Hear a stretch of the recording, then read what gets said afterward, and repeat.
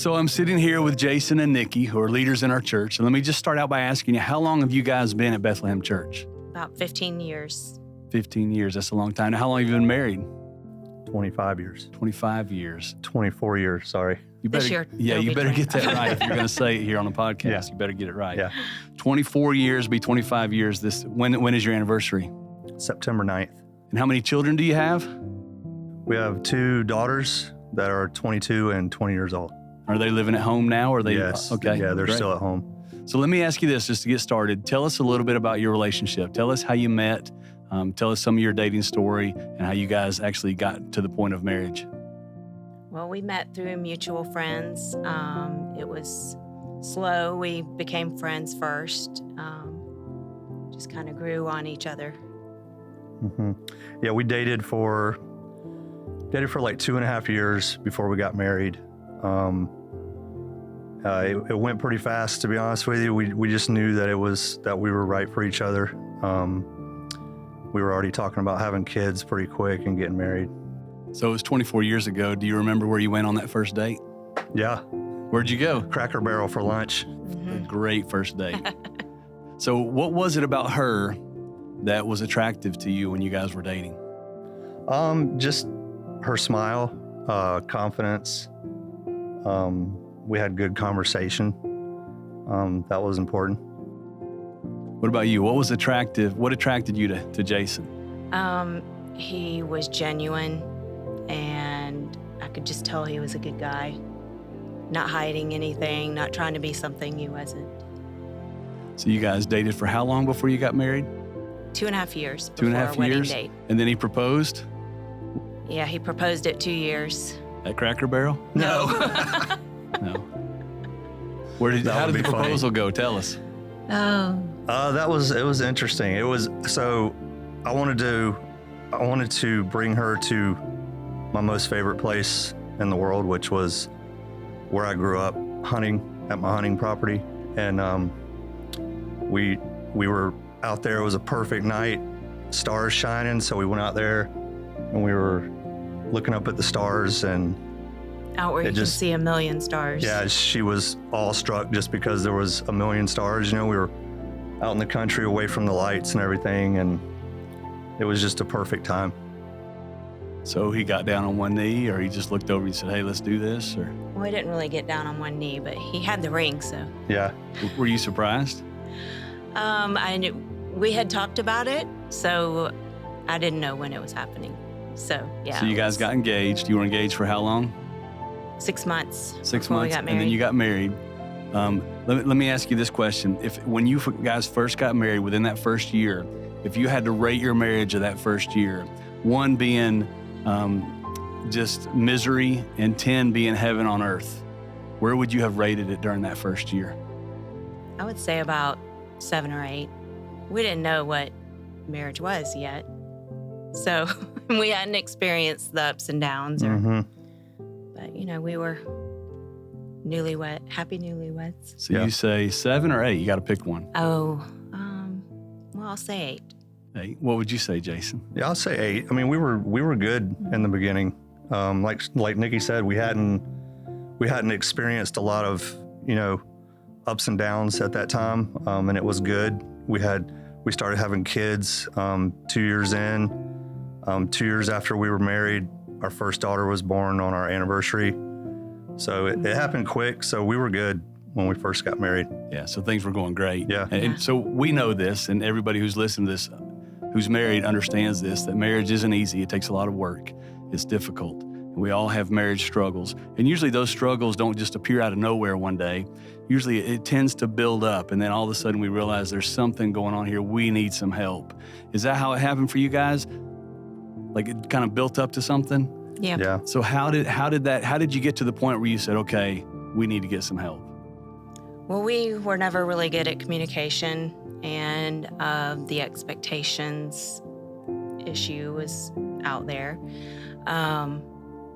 But we had been through a lot of experience by the time we started having some troubles with business, finance, and of course, parenting, which we didn't really have much dispute about the parenting side of our marriage, but just that's hard. It adds a lot of, stress to a marriage, but we put a lot of things, not a lot of things, we put our financial stability and just trying to make life better for our family and raising the kids before the marriage. And we really realized later on that that the marriage had to be the foundation, not the filter that everything ran through.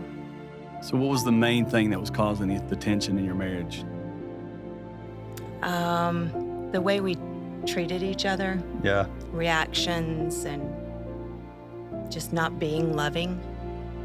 Just not godly responses, just kind of selfish, not being a team player, not, I don't know, I think a lot of it was me, to be honest, just impatient, critical speech. That was a lot of things that I had to work on, and that caused tension. I mean, that wasn't all of our problem, but that was a good bit of it. So what you just described, like most marriages, including mine, has some of those same issues going on in it. But what took you to a point where you said, okay, we've got to get some help here? Well, after years, really, of thinking we could fix it on our own, and I would ask him, we need help, and I can fix myself. Yeah, I could fix it. I didn't need anybody's You're a help. guy. We can fix anything. But, just the bitterness sets in, a lot of resentment. And it just came to a point where we had to do something. So we started with some counseling. So when you say we had to do something, it was either we're going to go get some help, or what's the alternative? Well, we just knew we didn't really have a marriage anymore at that point. So if you say it wasn't a marriage, what would you say it was? Roommates, co-parenting roommates, yeah. That's not what you Yeah, intended. it's not what you No. want. How long was this into your marriage? Ooh, let's see. It was, About 10 years yeah, I think that's when it started, probably. Mhm. And then we would, we had our ups and downs, and it would be great for a while, and then it would not be great. Mhm. And then that probably lasted almost a decade, to be honest with you. Honestly. I mean, we loved each other. We still went on family vacations. We still went on date night. We still did stuff like that. It was just not a genuine, godly relationship, marriage. Back to the communication, we were really good at ignoring the issues and pretending like we can just exist this way. No. So you're telling Didn't me work. for 10 years or so, is that what I'm hearing right? That for 10 Yeah. years or so, you played that game where we just existed as roommates. Yeah. Yeah. So so you come to a point where you say, we've got to get help. We don't want to keep living this way. This is not healthy. It's not godly, what you said. If you had to rate your marriage at that point, I mean, you started at a 7 or an 8. What would you have said how would you have rated your marriage at that point? I would say probably a 4. Okay. Yeah, 4. 4? Yeah. So then what's the next step? Where did you get help? Well, during that 10-year range, we did try our first counselor, and it just didn't work for us, and we weren't in the right place to receive it either. We did marriage small groups. We did a lot of marriage small groups. They were great. Just good for community, but we didn't discuss marriage issues. So you had community, but you weren't working on your marriage. Right. Yeah. So then how did re-engage come into the picture? Because I know that's been a big part of your marriage journey. So the year that we started re-engage, beginning of that year, I was at a place of just hopelessness, and I don't know where he was, because at that point I was tired of trying, and I didn't want to be the one to instigate anything else. I was just like, I don't know what to do, and I just said, Lord, I don't, I'm giving this to you because I don't know what else to do. And so in the fall of that year, we knew group signups were coming around, and I knew that Reengage was a free resource for us here at Bethlehem Church. And I was just hopeful that, maybe we could do that, but I didn't want to talk to him about it because like I said, I didn't want to be the one to instigate, this is what we need to do. And so literally the day of signups, we're sitting in the auditorium during the sermon, and I said, I was kind of thinking about Reengage. And he said, me too, like really quick. And I was really relieved, like it wasn't all my idea. I didn't have to push him. And so we started that semester. So for people who don't know what Reengage is, can you give a description of what Reengage is? Reengage is a great marriage ministry that just addresses really all the issues that you're going to come across in marriage throughout the book. It's a book, very short lessons that give you questions, and it forces you to be intentional in the communication throughout the week before you meet again, and you have discussion, and you can't help but to address and communicate about those issues. Yes. So what are some of those issues that you work on in the class? Communication, grace, humility, expectations, spiritual intimacy, emotional, even sexual intimacy, and in between, forgiveness, reconciliation. I think the biggest thing for us was communicating, and we see that a lot. We see that a lot with the other couples that come into the class. I just think we're just bad at communicating. The lessons in the book just teach us. One of the main lessons is to focus on yourself, because that's the only thing you have control over. A lot of times we want to just naturally try to change our spouse. We think it's our spouse is the problem, but we can't change our spouse. But with our relationship with God, we can change that, and we can work on ourselves. And through a lot of prayer, effort, being intentional, like Nikki said, just intentionality on your spiritual growth, and it just, I think with both spouses working on that at the same time, individually, and then coming together, and then being kind of forced to, go through these questions every week. It's just things that you normally wouldn't talk about, right? You wouldn't just go out on a date and just talk about hard things, right? And that's just something that the book is really good about, is just putting you in those places to where you're having real talks and having real growth from those talks. Yeah. And we realized once we were getting into the semester that, we had prayed for so long for change in our marriage, and we weren't doing it right. We were way off, like you said, thinking our spouse was the problem. But once we started working on ourselves individually, that's when change started to happen. So let me go back to when you hear about this Reengage class that's going to start here at Bethlehem, and you're interested in being a part of it. You said you didn't really want to bring it up because you didn't want to be the instigator and weren't sure about his reaction, I'm assuming. How did you bring it up to him? I literally just said it right there on the spot, Yeah, because we were thinking about, I think we had taken a break, right, from small groups for a couple of semesters, and we knew that we needed to get back into a small group.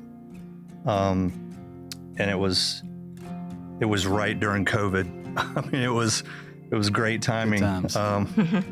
But yeah. So we knew we were going to sign up for something, and I said, "Re-engage?"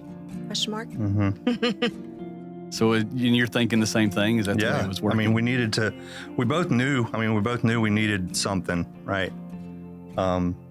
So we just gave it a shot. I mean, we didn't know what to expect, to be honest with you. Okay. Mm-hmm. I was going to ask you, what were your expectations going in? And then what did you actually experience when you got there? Yeah, because I knew God could heal us and heal our marriage. I knew He was for our marriage. I didn't know why it hadn't happened. Our prayers weren't being answered, and I didn't know how we were going to do it, because we had tried everything I knew other than re-engage. I knew that was like our last resource. Like, I don't know what else to do, but there's re-engage. Yeah. So hopefully we can try this and hopefully get something out of it. I mean, we just had low expectations. And we went in, we didn't know. I mean, it was new. It was fairly new to the church. I mean, it had been around for a couple years, but it was, not well known at the time, I think. And it was just something new, just something to try. Something to try. Last-ditch effort, would you say? Yes, definitely. Yeah. So how has it helped? In realistic, practical ways, how has it helped your marriage? Oh, it's fundamentally transformed our marriage. Just God used re-engage to show us how to have a godly marriage, which we did not have. And just, I mean, I could go on and on without saying too much about the lessons, but it just taught us how to communicate, taught us how to pray about things, give it to God, which we knew. We were just stubborn, We learned that Christ had to be the center of our marriage. That we can't love each other without Him, without learning how to love as He loves. Mm-hmm. So having gone through re-engage, how many times have you guys gone through re-engage? I know you lead it here at Bethlehem Church, so you're going through it every semester. How many times have you been through it? I think 10. I think we just finished our 10th Yeah. time. 10th time. We haven't taken a semester off since we started. Is that because it's made that big of an impact on you? Yeah. And now God we is leading you just- guys. Yeah, we really felt convicted to lead, and it's just we're passionate about it. Yeah, so when you came out of it that first time, we've been rating your marriage. We started at a 7 or 8, and then when things got really bad, you said it wasn't a 1, but it was a 4, and there had to be something better. Mm-hmm. After you finished that first semester, how would you have rated your marriage? We were still in works of repair. Yeah. Yeah, and this is, honestly. Yeah, it was definitely better because Definitely. we were intentional about our marriage from that point on. But yeah, I would say a we number, were back to a 7. yeah, 6 or 7 probably. Yeah, We knew we still had a ways to go. and we always do. Yeah. Yep. So what would you say to couples who are listening to this right now, and one or the other, maybe hopefully both of them are going, this is us, we need some help, we've got to take a step. How would you encourage them to be a part of re-engage? I would just say, just do it. Just take a chance. And re-engage isn't just for people that were in the situation that we were in. It can help any marriage. Yeah. You can go from good to great. You don't have to be in a bad spot to take the class. Right. We've seen all types, right? We've seen, excuse me, we've seen 70-year-old couple that were changed drastically. We've seen people come in and they rated their marriage a 9, and it wasn't the truth. It was probably more like a 5, and they wanted everyone to think it was a 9. Yeah. But the biggest thing about the classes is you're going to get into it what you put into it. I mean, you're going to get out of it what you put into it. So you got to be open and honest and truthful, and good things will happen. Yeah. Well, in the stories that we hear coming out of re-engage is there are couples who have been through a lot of trauma, who have gone through re-engage and has absolutely changed their marriage. And then there are couples who have a good marriage. It's not bad, They just want it to become better. Mhm. And the way that we've heard it talked about is like if your marriage is a 1 and you want it to be a 2, re-engage is a place to start. If your marriage is a 7 and you want it to be an 8, re-engage is a great place to start. Mhm. Well, I appreciate you guys and your story and what God is doing in you and through you and re-engage. And we just want to encourage all couples, whether you've been married 6 months or 50 years, this is, if you want your marriage to be better than it is today, re-engage is a great place to start.